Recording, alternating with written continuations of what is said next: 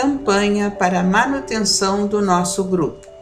Participe acessando o nosso site. Olá, queridos irmãos, que bom estar aqui novamente. Vamos ler então um trecho do Evangelho segundo o Espiritismo e fazer alguns comentários a respeito do assunto que nos cai hoje. Então, eu abri anteriormente e caiu a parte da introdução do Evangelho segundo o Espiritismo, mas que também nos traz muitas questões para se refletir, importantes, até porque quem decidiu colocar essas questões aqui foi Allan Kardec. Então, se ele achou importante, devemos ler, devemos estudar e refletir sobre esses assuntos também. Então, caiu o item 4 da introdução, que tem como título Sócrates e Platão, precursores da ideia cristã e do espiritismo. Do fato de haver Jesus conhecido a seita dos essênios, por errôneo concluir-se que a sua doutrina auriu-a ele dessa seita e que, se houvera vivido noutro meio, teria professado outros princípios. As grandes ideias jamais irrompem de súbito.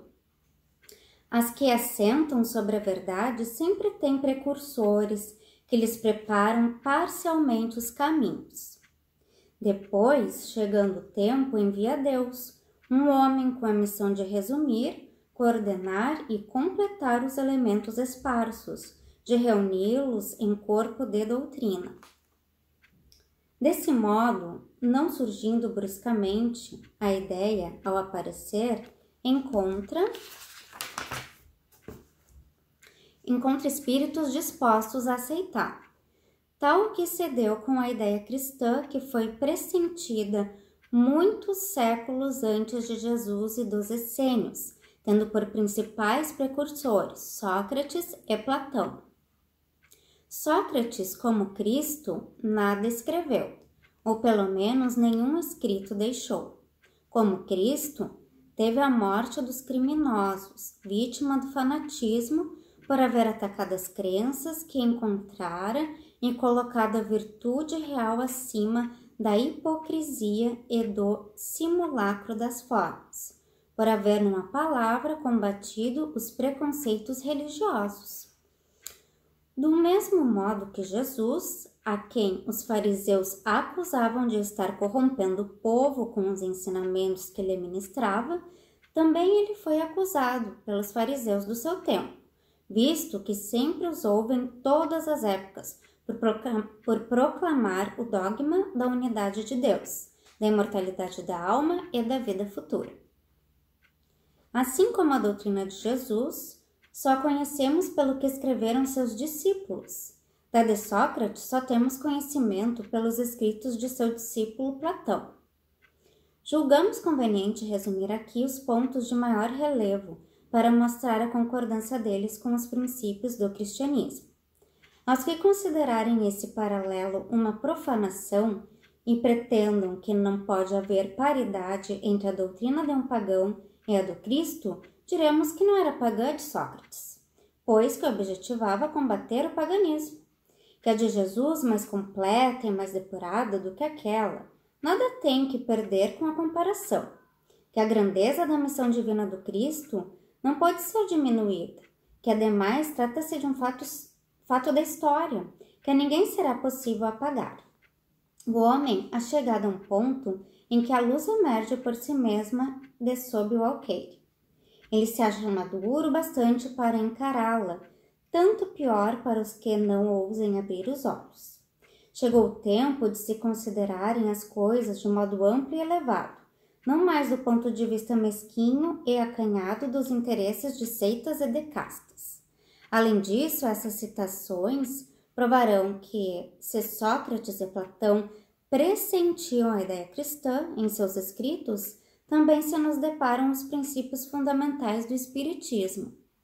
E assim se encerra esse item. O item continua, mas agora a continuação é o resumo da doutrina de Sócrates e de Platão, que é um tanto extensa, então eu não vou poder ler aqui para vocês, mas fica como uma sugestão que vocês leiam, então, o resumo da doutrina de Sócrates e de Platão, que é a continuidade desse item. Que aqui, então, eles vão trazer o que Sócrates pensava naquela época, em que ele nasceu no ano de 469 a.C. e morreu no ano de 399 a.C. Então, ele já vinha com uma ideia, com intuições que hoje a doutrina espírita entende como certas, né? Então, o primeiro princípio, a primeira reflexão que Sócrates fez era de que, aqui que é o primeiro item do resumo, o homem é uma alma encarnada. Então, vejam só, antes de Jesus Cristo, Sócrates já sentia, através das suas reflexões, dos seus pensamentos, que a vida não poderia ser só essa, né? Que não haveria sentido algum de nós estarmos aqui vivenciando certas experiências, alguns pobres, outros ricos, uns muito adoentados, outros nem tanto, pessoas más, pessoas boas, e que depois da morte não haveria mais nada, né? E todos aqueles que fizeram o mal, como que justiça seria essa? Então, depois da morte ficaria tudo bem. Então, mataram, roubaram, etc. E isso não fazia sentido para Sócrates. E realmente é uma coisa que não faz sentido para nós espíritas também, né? Que haja apenas uma vida, uma experiência e que existe a sorte, né? Que uns são ricos por sorte, outros são pobres porque são azarados, e enfim, essas coisas sem explicação, né? Tudo tem uma explicação, tudo tem um motivo que nós sabemos muito bem, né? Que o que estamos passando hoje é consequência das nossas existências anteriores, que nada é por acaso, né? Não é por acaso que estamos aqui nesse país, nesse momento, vivenciando essas circunstâncias. Nada é por acaso. Tudo é por necessidade do nosso espírito, necessidade ainda de aprender certas coisas, porque nós vamos crescendo tanto moralmente quanto intelectualmente, né? Então, a cada experiência que nós vamos tendo, nós vamos conquistando um pouquinho mais de inteligência, um pouquinho mais de discernimento, vamos ali nos conhecendo melhor, nos entendendo mais, através das reencarnações, né? Então, não é apenas uma vida que nós vamos atingir a perfeição absoluta. Isso é surreal, é impossível, né? Se Deus criou a todos simples e ignorantes, não há possibilidade alguma de em uma só vida nascermos assim tão imperfeitos e nos tornarmos perfeitos como Jesus. Não existe essa possibilidade. Então, nessa época, Sócrates nasceu, né? Trouxe essas ideias, morreu de uma forma injusta para nós, né? Também para Deus havia uma explicação que para nós não conseguimos entender ainda, nossa visão ainda é muito pequena, muito restrita, mas ele teve que tomar então a cicuta e faleceu, porque ele foi, assim, diziam que ele estava corrompendo a juventude com aquelas ideias novas, ideias muito diferentes do que eram vivenciadas, né? Eram entendidas. Então, era tudo novidade. Então, tudo que é novo assusta, né? E para aqueles que não querem entender, que acabam combatendo, já querem eliminar essa pessoa que está está divulgando, né, esses ideais que podem arrastar multidões a pensar de forma diferente, né? Então, ele acabou então por tomando a cicuta e morrendo. Mas ele deixou plantado essas ideias, né? Platão foi discípulo de Sócrates e ele então escreveu essas informações que hoje nós podemos estudar, pesquisar na internet, ler em livros e tudo mais, né? Depois de um tempo, então Deus achou que era o momento de enviar Jesus para o planeta terreno. Então nada é assim de supetão, como se diz, né? Tudo vem sendo plantado aos poucos. Primeiro, né, surge uma ideia aqui, outra ali, um vai trazendo uma ideia diferente da outra e tudo mais, para ir preparando o terreno, né? Imagine se Jesus tivesse vindo antes de todos aqueles espíritos, antes dele, né? Antes de Sócrates, possivelmente teria... houveram outras pessoas, né, que trouxeram essas ideias também, porque é tudo devagarinho, tudo gradativo, né? Então, veio Jesus no momento em que Deus achou oportuno, achou que nós poderíamos absorver mais conteúdos de uma maneira diferente, né? Então, Jesus nasceu. Jesus trouxe todos aqueles exemplos, todas aquelas experiências que a gente lê nos livros que ele não escreveu também, não é? Seus discípulos, seus apóstolos, né, os seguidores de apóstolos reuniram essas passagens de Jesus nos livros que hoje a gente pode ler nas Bíblias também e aqui no Evangelho segundo o Espiritismo, que Allan Kardec colocou algumas parábolas, alguns ensinamentos que ele considerou mais importantes para nós estudarmos, não é? Então, Deus é muito bom para nós. Deus não nos criou simples ignorantes e nos deixou soltos no planeta, sem um exemplo, sem uma referência, sem uma bússola para nos guiar.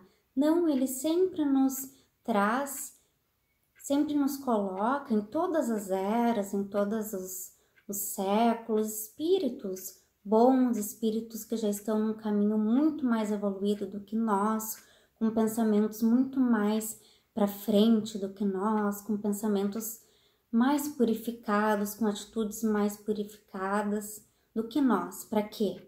Para que a gente possa ver no outro e conseguir entender, conseguir refletir e tentar realmente colocar no nosso dia a dia, porque nós aprendemos muito pelo exemplo. É assim que a criança aprende, né? Com seu pai, com a sua mãe, com seus amigos na escola, ele vai aprendendo tanto as coisas boas quanto as coisas ruins, né? Ele vê, né, o seu amiguinho fazendo determinada coisa, ele vai lá e muitas vezes imita, porque ele viu o amiguinho fazendo, né? E daí vai a mãe, vai o pai e corrige. Daí o filho diz, mas eu vi o fulaninho fazendo, achei que era assim. Né? Então a gente tem muitas pessoas como referencial, como exemplos, mas a gente deve ter a sensatez, o discernimento de saber quem nós vamos seguir.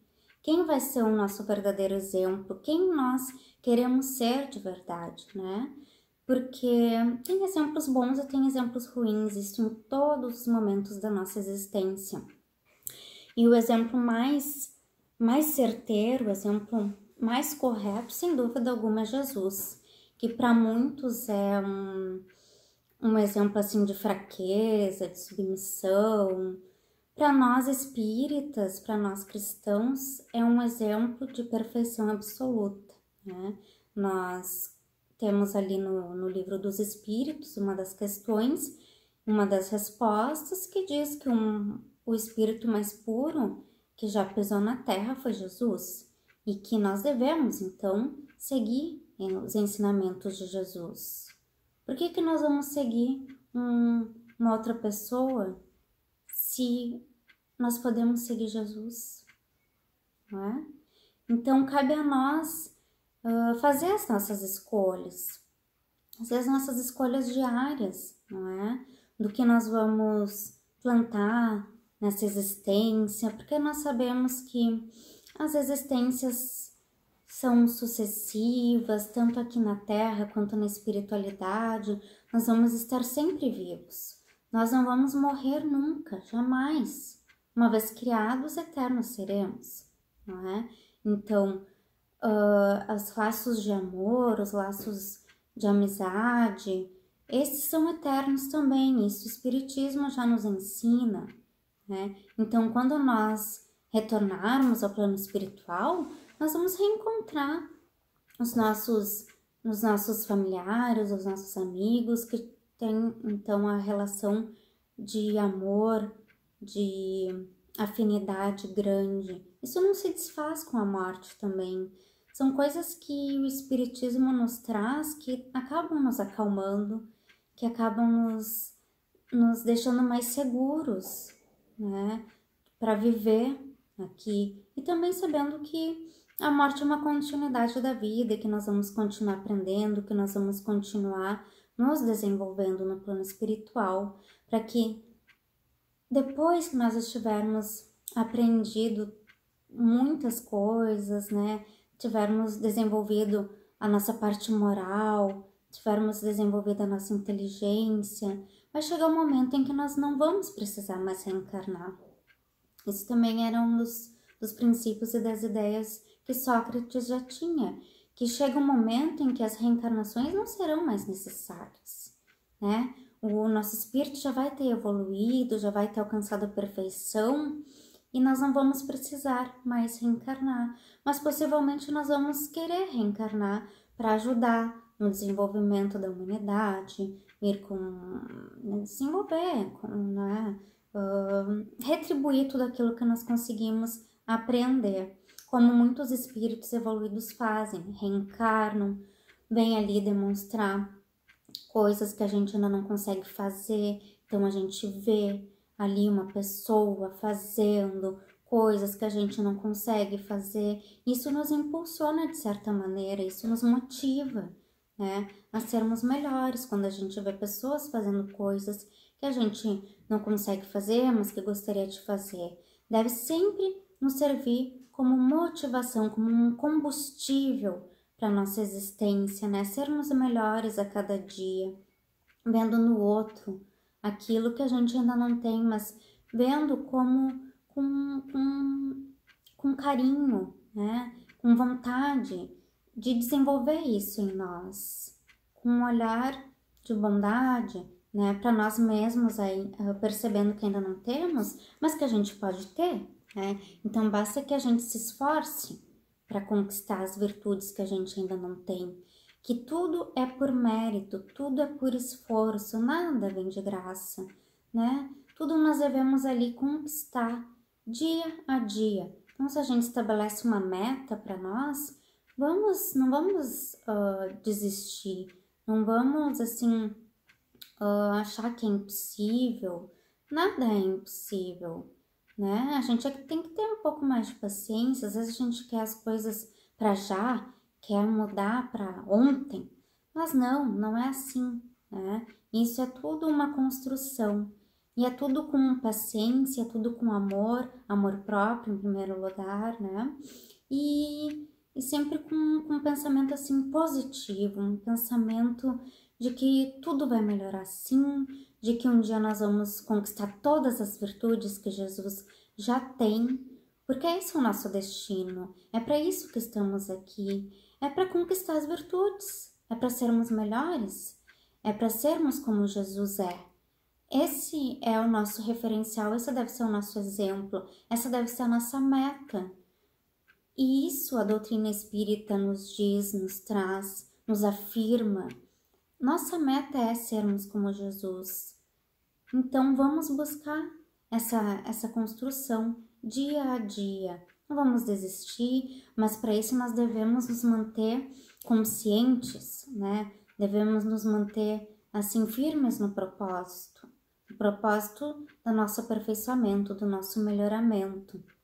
Não focar no outro, não focar nas tantas coisas que o mundo nos traz para nos distrairmos, né? A gente tem que ser espertos, temos que estar assim despertos e espertos para que a gente possa evoluir mais rapidamente, conquistar essa perfeição através das existências, né? No momento que desencarnarmos, nós vamos continuar aprendendo, continuar estudando, continuar nos desenvolvendo, se nós quisermos, porque nada é imposto, né? Deus, ele tem a eternidade, nós também temos a eternidade. Então, né, para Deus, quando nós atingirmos a perfeição, vai estar bom. Mas vamos tentar buscar essa perfeição quanto antes, porque isso vai ser bom para nós, isso vai ser bom para todos aqueles que nos rodeiam, vai ser bom para o nosso planeta, porque o planeta é reflexo das pessoas, dos espíritos que ali habitam. Então, se nós queremos um planeta bom, um planeta melhor, nós temos que ser bons e melhores hoje. Então, amados irmãos, eu espero que tenham aproveitado pelo menos alguma coisa que eu tenha dito. Agradeço mais uma vez por estar aqui, desejo a todos uma excelente semana. Tudo de bom para vocês, hoje e sempre. Tchau. Campanha para a manutenção do nosso grupo. Participe acessando nosso site